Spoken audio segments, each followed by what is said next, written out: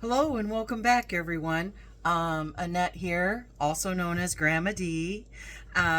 Today, as I stated in my last cooking video, we are going to make homemade pizza. Now, it's not 100% homemade because I have a pre-made round pizza crust. It's a round, thin pizza crust made by Just Roll. And this is a pretty good crust. It will fit on my square bake. Ooh, boy, that's bright. It will fit on my square baking sheet that I have here. I typically do not grease and oil my baking sheets. I just spray them with a little bit of this extra virgin olive oil. Works just fine. And I also use here it is. I also use the Reynolds Wrap nonstick foil. I like the nonstick foil. It works really well for pretty much anything you got to put in the oven. Just FYI. So, anyways, I have the pan prepped with the aluminum foil. I'm gonna put a little bit of spray on there so that the pizza crust won't stick. Just like that. And because I have a pre-made roll, it goes out really easy. This package says it's not recommended to freeze, but I freeze them if I get them on sale because they seem to be okay.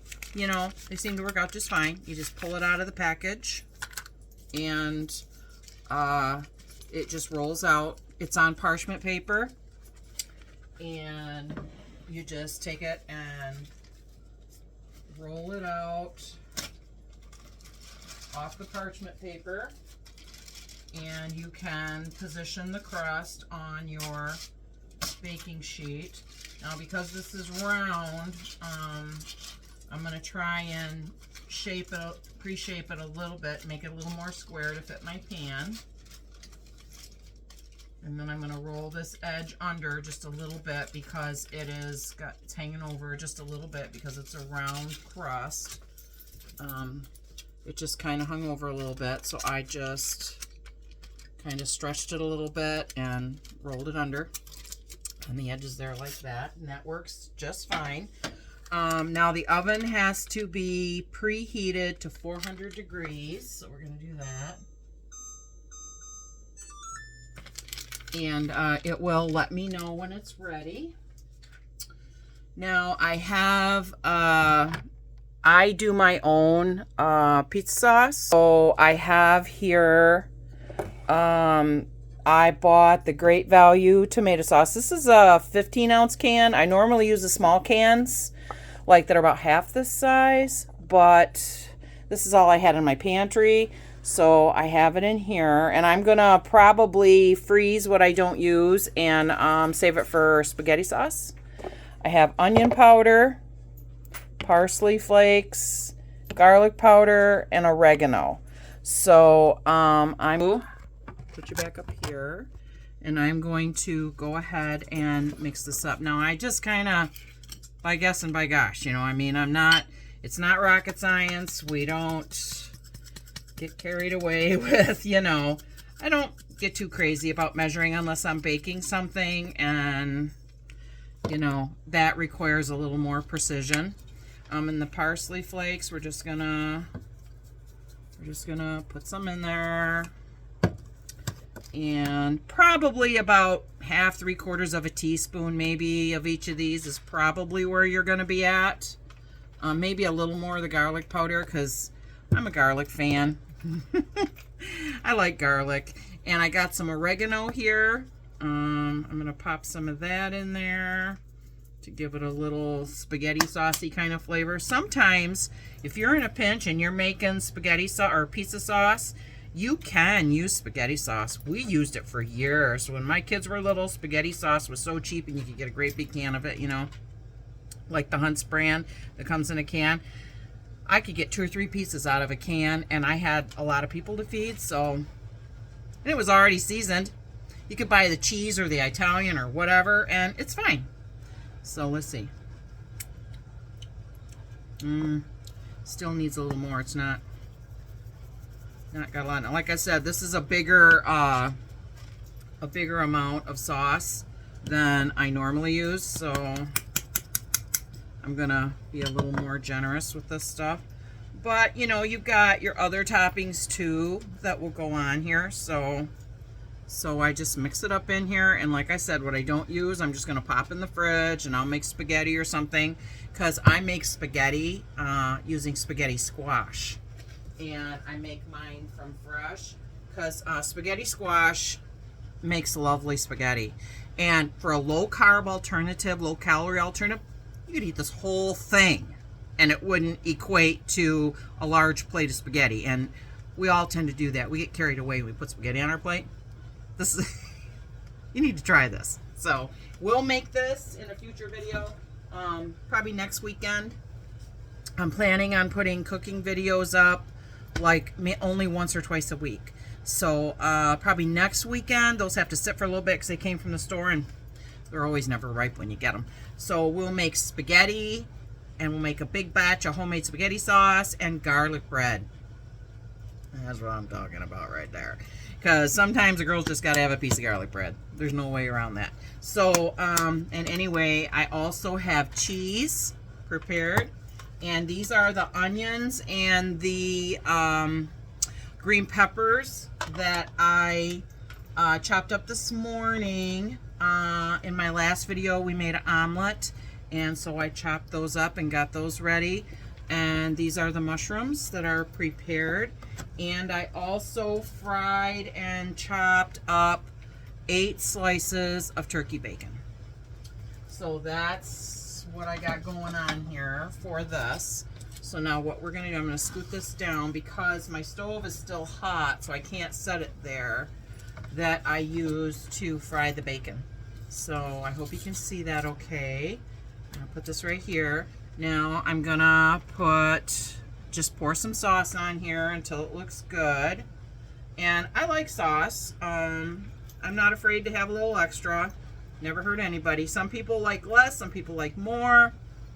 You can do it to whatever works for you. And I have this little mini spatula. These work great for spreading if you have one. If you don't, you can use the back of a spoon, or you can use a knife. Whatever you have to spread your sauce with will work just fine. And just get close to the edges with your sauce without going over. You don't have to turn the edges up on your pizza, but you can if you like it, if you like a rolled crust. They make these in oblong crusts. That's what I normally buy. Well, I didn't read it. I just picked them up, and so here I am with a round crust. But that's fine. And I will probably serve this with a tossed salad, you know, so that you get a little variety, so you're not sitting there eating 6 slices of pizza. Because that can happen. So you see, this was full, and I used about a 1/2 cup. So I'll have plenty to add to my sauce next weekend. And now the next thing we're going to do is we're going to put a little bit of cheese on the bottom. I mixed this up. I had the white and yellow cheese that's shredded together, and then I had the Meyer sharp cheddar. I like the sharp and New York sharp, and I like to mix them with mozzarella or provolone. That's really good for pizza. I just use whatever I have. I mean, some people are kind of staunch about what kind of cheese they like, and that's fine. Whatever you like. You could make any kind of pizza. I mean, chicken parmesan, chicken barbecue. You could make one with spinach and artichoke. Those are good. But like I said in my other video, I'm more traditional. I really like a traditional pizza. I mean, I'll eat the other ones if other people buy them, but if I make it for myself at home, it's a traditional pizza. Now, I go lighter on my cheese, so this is what I have on the bottom, just a light sprinkling of cheese. And I'm gonna sprinkle my bacon around on here, and just I try not to have it all lumped together. I probably have more here than I'm going to need, but we'll see. I wasn't sure how much I was going to want. You know, sometimes you get to put it on, you're like, that doesn't look like enough. So then you're adding more. That's what happens. That's how I roll. So, yeah, so This is going to be really good. I've been looking forward to it for a while. I've been wanting to make pizza at home. I even make my own crust a lot of times, but I found this on sale at Meijer, so I just got it. So now there's quite a bit on there, and that's okay because it's turkey bacon. So, you know, it'll be fine. It'll be fine. And so the next thing we're going to put on probably is the mushrooms.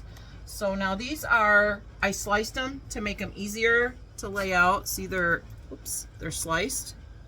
So that will make distribution easier. I probably have more than I need here. I can see that already.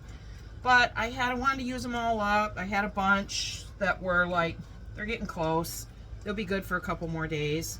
So I thought, well, I'm going to try and use them up. But I will probably have to put a few of them back into the refrigerator. Because I love mushrooms, and mushrooms are really good for you. They actually have iron in them, like spinach. And so I put mushrooms in everything I can because they have iron in them, and I'm low in iron. So why not? If it can help you and make you feel better, why not give it a try, right? So, okay, so now we have our mushrooms on there. Oh, that looks delicious already. So I'm gonna grab a big handful of onion. I am an onion fan, so I'm going to put some onions on here, just sprinkle them around on here. I'm pretty, if I get a recipe, I'm bad. I'm so bad. I will make it more. I'll change it. I'll be like, oh, let's try this. Let's try that. Let's do this. It never winds up tasting like the book says it's supposed to. So half the time I don't even follow the book. I just do what I want. But, so, and now we've got a nice handful of green peppers.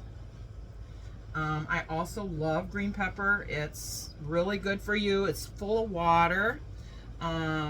It's really good for you. And by the way, I hope you're drinking your water. Lots of water. Flavored water is okay. Sparkling water is okay. But you got to remember there's carbonation in there. And that carbonation has been found to possibly mess with blood sugar. So I do drink it, but I don't like get carried away with it. So so far we have turkey bacon, mushrooms, onions, and green pepper. Looking good. So I'm gonna put another thin layer of cheese over top. Oh, my oven's ready. Scared me. Another layer of cheese on top, a thin layer to kind of help hold everything together as it bakes. And my pizzas are always so darn thick. But I love vegetables, and so I pile them on there because they're good. They're good for me. I don't have to feel so bad if I have an extra piece. I usually eat at least 2, sometimes 3. Sometimes 3. I mean, I'll admit it. You know, it is what it is. But, you know, it's not something you do every day. If you are a diabetic and you're trying to follow a diabetic diet, hooray for you. I'm happy for you. Yay. Please put down in the comments below what kind of things you like that are diabetic friendly if you struggle with this in your life like I do, and maybe give me some suggestions of things you might like to see in the future, because I bake a lot, I cook a lot, I have a lot of recipes in my arsenal. If you want to see something with pork, something with chicken, something with burger, like next weekend we're going to be using hamburger. I may use chicken or turkey burger with those spaghetti squash when we make spaghetti. You're going to love that. And if I go too fast in the videos and you would like me to send you an email with the information in it, please let me know. My email is grandmad2024@gmail.com. And you can email me and I will type it out for you or send you an attachment, a PDF, if I have it available, because I have a lot of recipes up here in my arsenal that are from off the internet.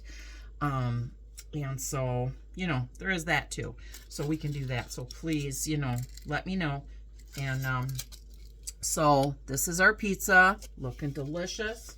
I'm going to pop it into the oven. And let's see. the package says, of course, you know, everything's subject to interpretation, 14 to 18 minutes. So we're going to go 16. Let's go 16, and we'll see where we're at shortly.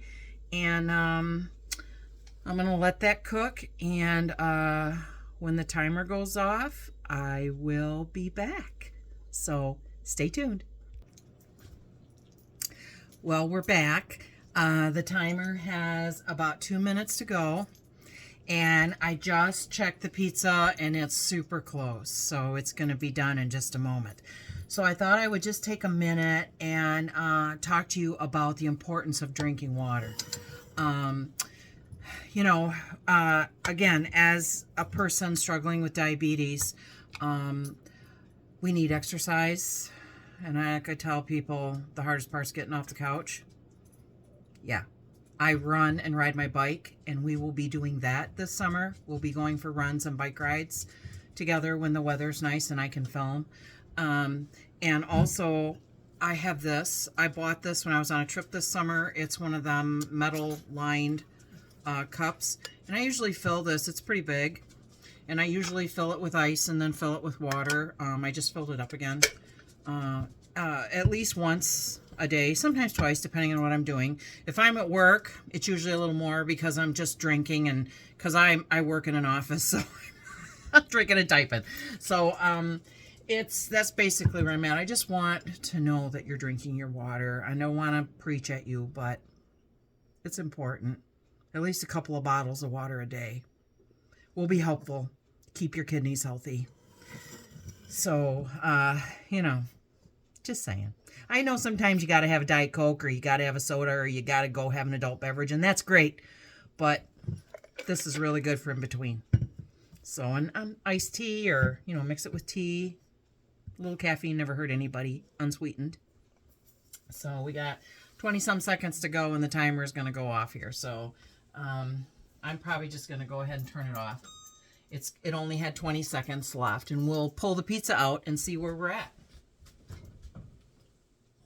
Ooh, that's hot. Oh, that looks good. That looks perfect. Perfection. We'll bring you over here so you can have a look at it. There she blows. That's beautiful, isn't it? Let's pull this up.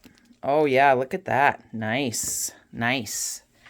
Okay, so the pizza is all cooked, and I am going to let it rest for a couple of minutes, and then we'll be back to cut it and plate it. Okay, it's been a couple minutes, and we're going to go ahead and cut this and plate a small piece, and we'll give it a try. I thought I would just show you this first. This is my pizza cutter. This is a Pampered Chef pizza cutter. It has a really nice plastic cover that goes over the blade, because that blade's pretty wicked. And if somebody I wouldn't want one of my grandkids reaching into the drawer for something and this thing putting a gouge in their hand. This works really well, and it stays on. So this is a nice cutter. Holds good in your hand if you're looking for a good pizza cutter. Just saying. Okay, so we're going to go ahead and cut this. Cut it this way.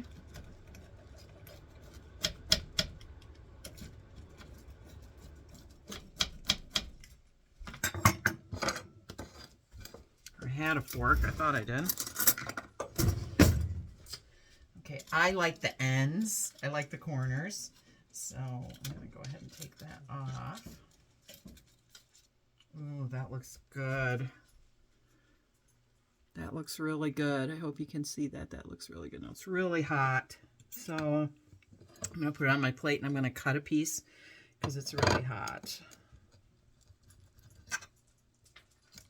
Has been setting for a couple minutes. I mean, you got to let them rest. A lot of people, you know, they cut their pizzas too fast, and then when you try to pull them out, everything goes right off because it's been not had time to rest, and for everything to like gel together and start to stiffen up again, especially the cheese. So, you know, just food for thought. If you let it rest, it works better.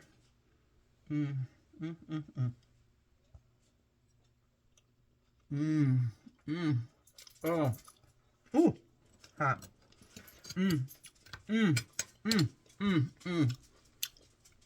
Oh, goodness, I love pizza.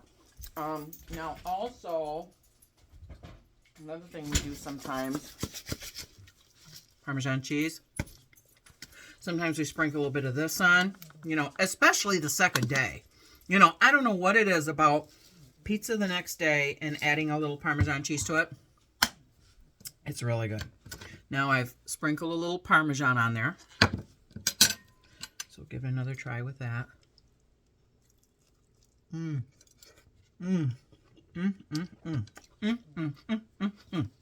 I love pizza. If you have a recipe for your own pizza crust and you want to share it, please put it in the comments below. You know, I'll try it.